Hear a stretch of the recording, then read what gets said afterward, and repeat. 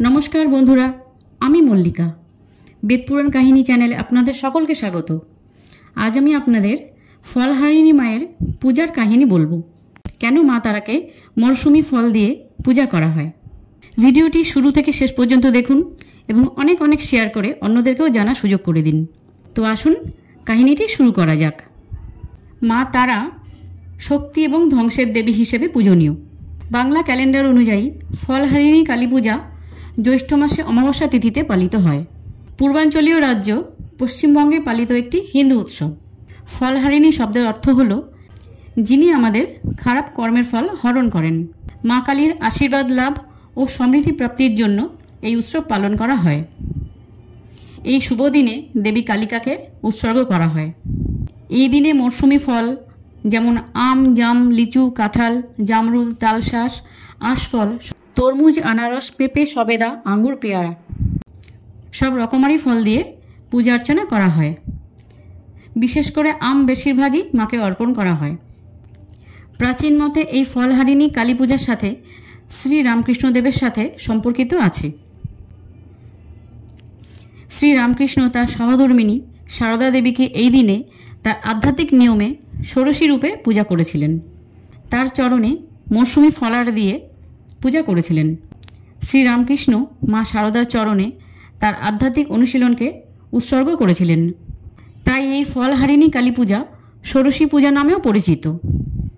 মা সারদা বলেছিলেন, এই জগতে সমস্ত জীব তাদের কর্মের কারণেই রয়েছে। যে মানুষ ভালো কিছু শোনে বা ভালো কিছু করে তাদের মনে ও মুখমণ্ডলে তার ছাপ ফেলে বা প্রকাশ পায়। সদা সৎপথে থেকে কর্ম করো। ফলহারিণী পূজার দিন রামকৃষ্ণ মঠ, বেলুর মঠে অনেক বড়ভাবে আয়োজনে পূজা হয়ে থাকে।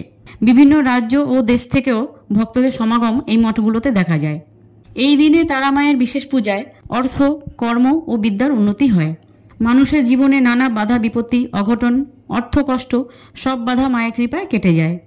এই পূজা করলে হারিয়ে যাওয়া কাছের মানুষও ফিরে আসে। এই ফলহারিণী কালী পূজায় মোক্ষ ফল প্রাপ্তির জন্য দক্ষিণেশ্বরে, কালীঘাটে ও তারাপীঠে ভক্তদের ঢলও দেখা যায়।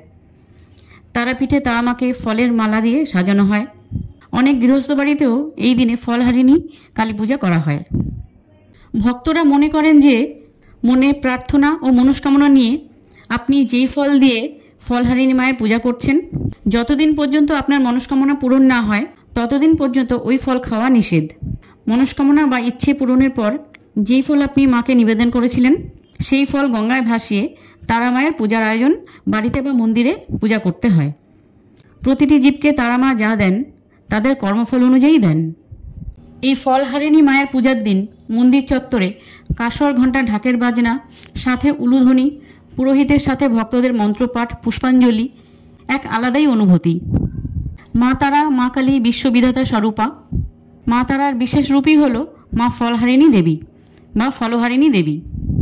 চণ্ডী পুরাণে বর্ণনা আছে যে ঋষি মার্কণ্ড স্বয়ং মাকে বন্দনা করে বলেছিলেন, মৎসম পাতকী নাস্তি পাপাগ্নি তৎসমা নহি, এবং জ্ঞাতা মহাদেবী যথাযোগ্যং তথা কুরু। এর অর্থ হল, আমার মতো পাপী কেহই নাই আর তোমার মতো পাপহারিণী কেহই নাই।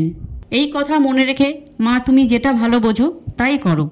তো বন্ধুরা, এই ফলহারিণী পূজার দিনে আমরা একত্রে মার্কণ্ড ঋষির এই মন্ত্র সবাই মিলে উচ্চারণ করে হাতে লাল জবা ফুল ও ফল নিয়ে মায়ের চরণ কমলে অর্পণ করি।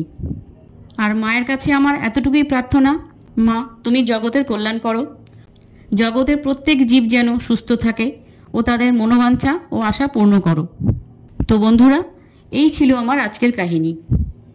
যদি ভিডিওটি ভালো লেগে থাকে তাহলে প্লিজ আমার চ্যানেলটি লাইক ও শেয়ার করে দেবেন আর সাবস্ক্রাইব করে পাশের বেল আইকনটি প্রেস করে দেবেন। তাহলে নতুন কোনো ভিডিও পোস্ট করার সাথে সাথেই আপনাদের কাছে নোটিফিকেশান পৌঁছে যাবে। সবাই ভালো থাকবেন। ধন্যবাদ।